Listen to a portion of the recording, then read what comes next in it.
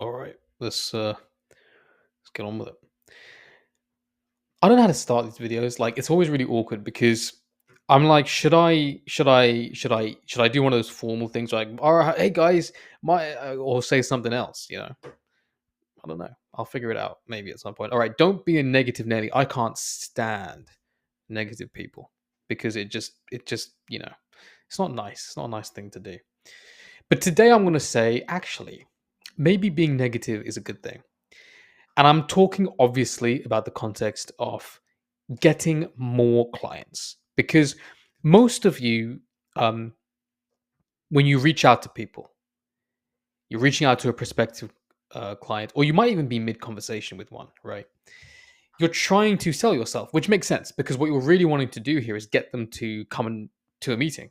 And obviously, you have to make them like you, or you have to make them like your product, or make them right. That's how you get people to a meeting. If you tell them, "Hey, I'm shit," like right? So okay, but I'm going to say here's something a bit different. And the reason I'm saying it different is because I think things have changed really a lot faster than we sometimes actually really talk about. There's a lot of genericisms in, and I don't know if that's a word by the way, but I'm going to just say it anyway. There's a lot of genericisms in how we talk to prospects, right? Even what we would describe as good cold email structure or good DM structure still really is a lot of it's selling, it's trying, it's convincing. And the problem with that is that when you do that today, with most of the people that we reach out to who are in very crowded markets, they get a lot of this messaging.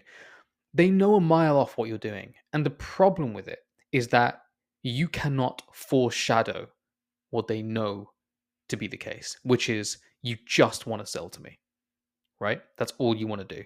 It's very hard to foreshadow that when you've told them almost immediately through the way that you're writing that that's what you're trying to do. And then you're on the back foot. And unless you have a really incredible offer, which is going to completely just override that feeling that you've already created in them, chances are like they're just going to be like annoyed by you. Okay.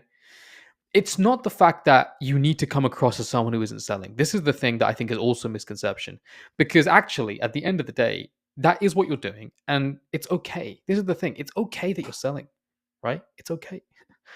The problem that people have is they don't want to be sold crap and they don't want to be told, and this is what happens a lot.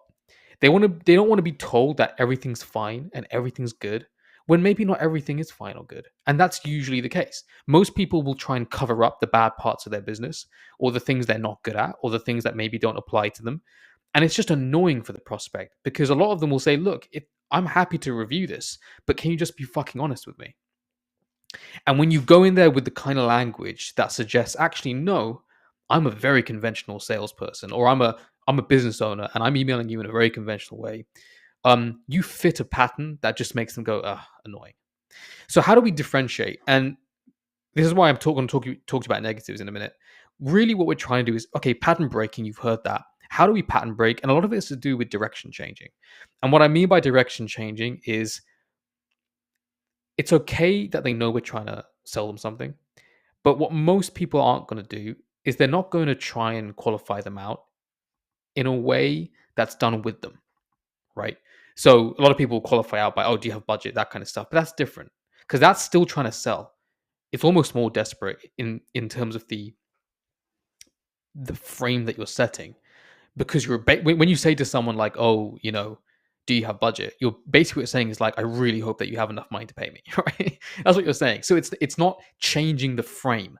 So when we talk about qualifying out in a way that changes direction and perception of you as a person who's reaching out to this prospect, whether you're as I say, a business owner just emailing someone you want to work with, or in part of a sales team, is the idea that we want the prospect to really feel like we don't actually we're not actually trying.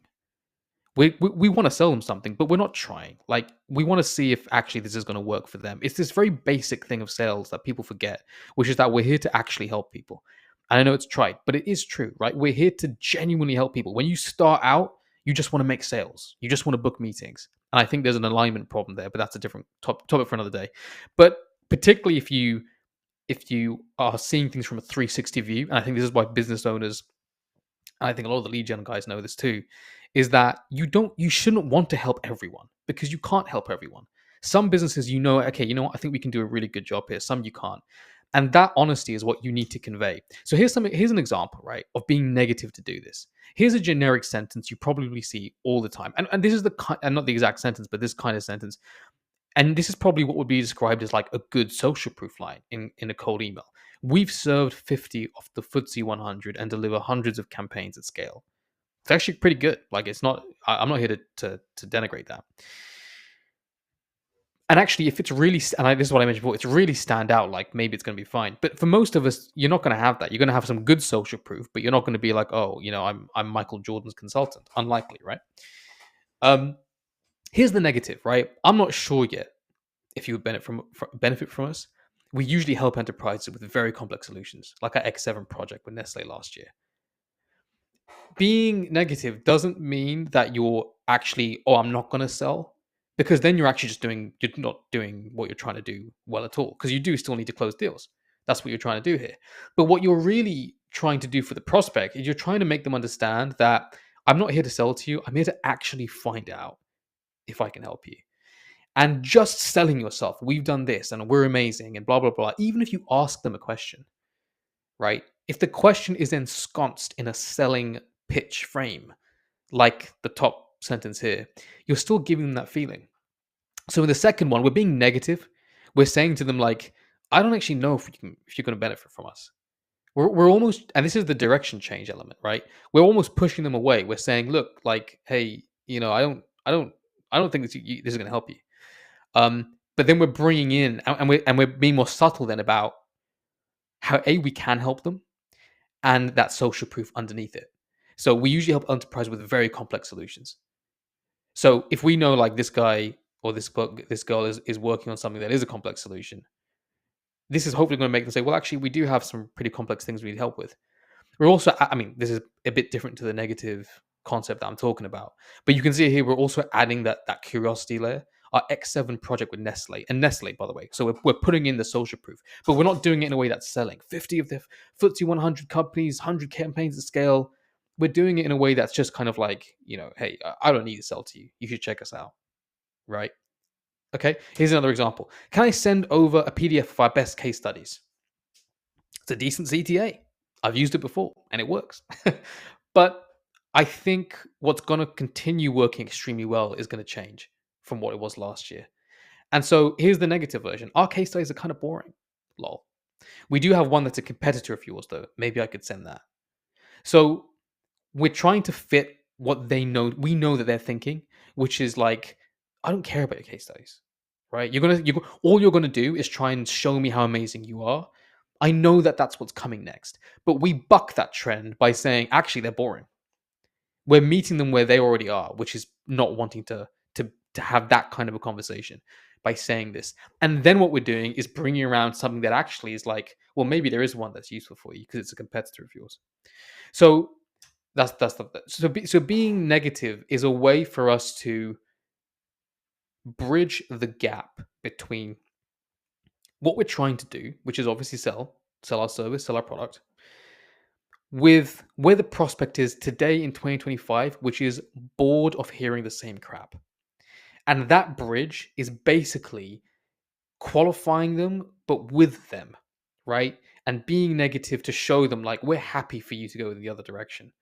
It's not a problem for us. But I'm not sure yet, right? Should you go in that direction? Should you not? I don't know. Having that explicit sort of framed conversation with the prospect is basically, this is a long video, man. I'm gonna end it. Screw